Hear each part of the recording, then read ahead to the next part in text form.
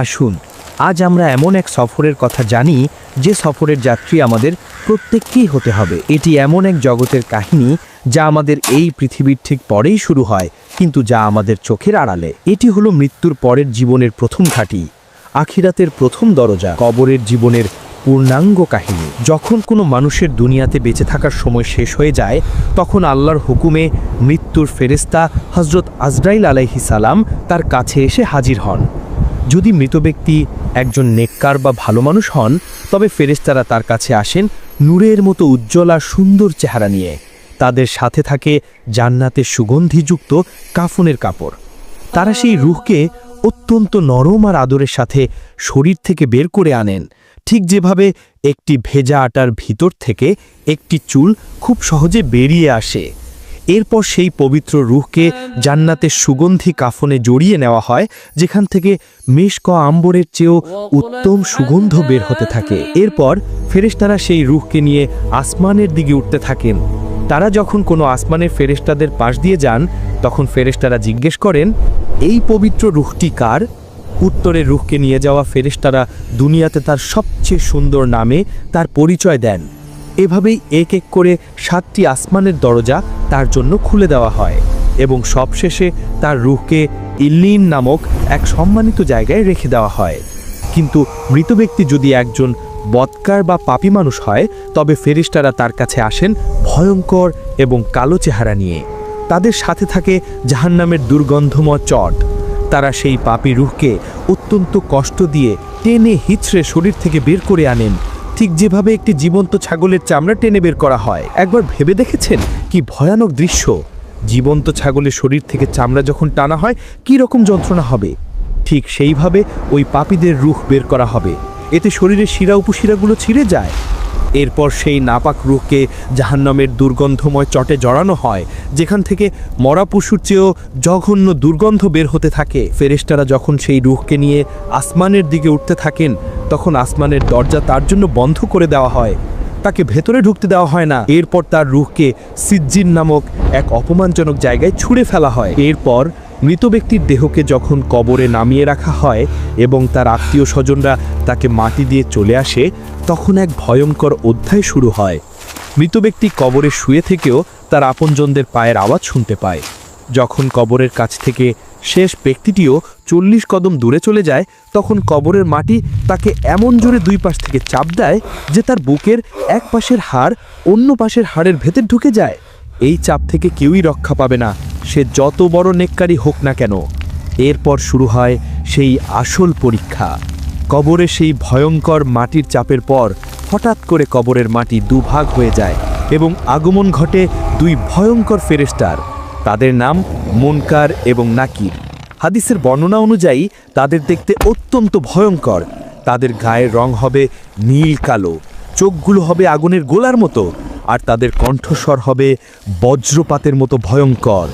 তাদের হাতে থাকবে বিশাল এক লোহার হাতুড়ি। সেটি এত ভারী হবে যে দুনিয়ার সকল মানুষ মিলেও তা মাটি থেকে তুলতে পারবে না। তারা কবরের সেই লোকটাকে বসিয়ে দেবেন এবং এক ভয়ঙ্কর ধমকের সুরে জিজ্ঞেস করা শুরু করবেন। যদি মৃত ব্যক্তি একজন নেককার বা ইমানদার বান্দা হন, তবে তিনি এই ভয়ঙ্কর দৃশ্য দেখেও ভয় পাবেন না, কারণ আল্লাহ তার অন্তরকে শান্ত এবং দৃঢ় করে দেবেন। ফেরেশতারা তাদের বজ্রকণ্ঠে প্রথম প্রশ্ন করবেন, মান রব্বুকা, তোমার রবকে? ইমানদার বান্দা কোনো ভয় না পেয়ে অত্যন্ত শান্ত এবং দৃঢ় কণ্ঠে উত্তর দেবেন, রব্বি আল্লাহ, আমার রব আল্লাহ।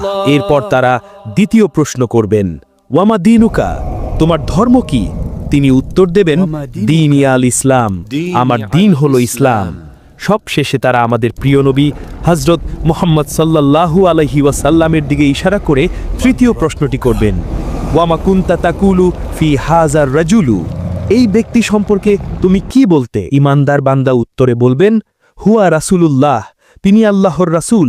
ফেরেশতারা আবার জিজ্ঞেস করবে, তুমি কিভাবে জানলে? সে উত্তরে বলবে, আমি আল্লাহর কিতাব পড়েছি, তার উপর ঈমান এনেছি এবং তাকে সত্য বলে জেনেছি।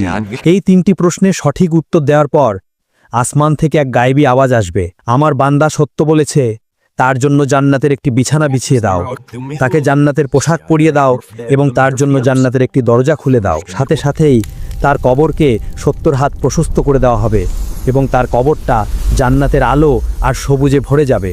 জান্নাত থেকে তার কবরের মধ্যে সুগন্ধি বাতাস আসতে থাকবে। এরপর তার কাছে একজন অপরূপ সুন্দর চেহারার ব্যক্তি আসবেন, যার শরীর থেকে সুগন্ধ বেরোতে থাকবে। মৃত ব্যক্তি তাকে জিজ্ঞাসা করবেন, তুমি কে? তোমার চেহারা এত সুন্দর কেন? সেই সুন্দর ব্যক্তি উত্তর দেবেন, আমি তোমার নেক আমল, আর আল্লাহ আমাকে পাঠিয়েছেন, আজ থেকে আমি তোমার সঙ্গী, তোমার কোনো ভয় নেই। এরপর সেই ইমানদার বান্দা আল্লাহর কাছে দোয়া করবেন, হে আল্লাহ, দয়া করে তাড়াতাড়ি কিয়ামত কায়েম করুন, যাতে আমি আমার পরিবার এবং জান্নাতের অফুরন্ত নিয়ামত উপভোগ করতে পারি। তাকে বলা হবে, তুমি শান্তিতে ঘুমাও, কিয়ামতের আগে পর্যন্ত তোমাকে কেউ বিরক্ত করবে না, তোমার ঘুম ভাঙবে কিয়ামতের দিন। আর এভাবেই কিয়ামত পর্যন্ত তার কবরটি হয়ে যাবে জান্নাতের বাগানগুলোর মধ্যে একটি বাগান। কিন্তু যদি মৃত ব্যক্তি একজন বদকার বা পাপী মানুষ হয়, তবে মুনকার নাকিরের ভয়ঙ্কর চেহারা দেখেই তার আত্মা শুকিয়ে যাবে, ভয়ে সে থরথর করে কাঁপতে থাকবে। ফেরেশতারা যখন তাকে বসিয়ে প্রথম প্রশ্ন করবেন, মান রাব্বুকা, তোমার রবকে, ভয়ে আর আতঙ্কে তার মুখ দিয়ে কোনো কথা বের হবে না। সে তোতলানো গলায় বলবে, হা হা লা আদরি, হায় হায়, আমি তো কিছুই জানি না। তারা আবার দ্বিতীয় প্রশ্ন করবেন, ওয়া মা দিনুকা, তোমার দিন কি? সে আবারও একই উত্তর দেবে, হা হা লা আদরি। সবশেষে তারা নবীজিকে দেখিয়ে তৃতীয় প্রশ্নটি করবেন, এই ব্যক্তি সম্পর্কে তুমি কি বলতে? সে উত্তর দেবে, আমি তো কিছুই জানি না, মানুষ যা বলতো আমিও তাই বলতাম। তার এই উত্তরগুলো শোনার পর আসমান থেকে এক গায়েবী আওয়াজ আসবে, সে মিথ্যা বলেছে, তার জন্য জাহান্নামের একটি বিছানা বিছিয়ে দাও, তাকে জাহান্নামের পোশাক পরিয়ে দাও এবং তার জন্য জাহান্নামের একটি দরজা খুলে দাও।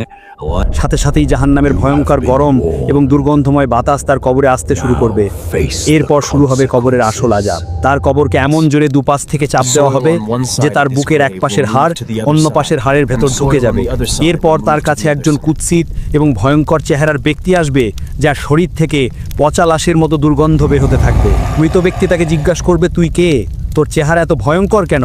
সেই কুৎসিত ব্যক্তি উত্তর দেবে, আমি তোর বদ আমল, তোর খারাপ কাজ। এই কথা বলার পরেই সেই পাপী বান্দার উপর আযাব দেওয়ার জন্য আল্লাহর পক্ষ থেকে একজন বিশেষ ফেরেশতা নিয়োগ করা হবে।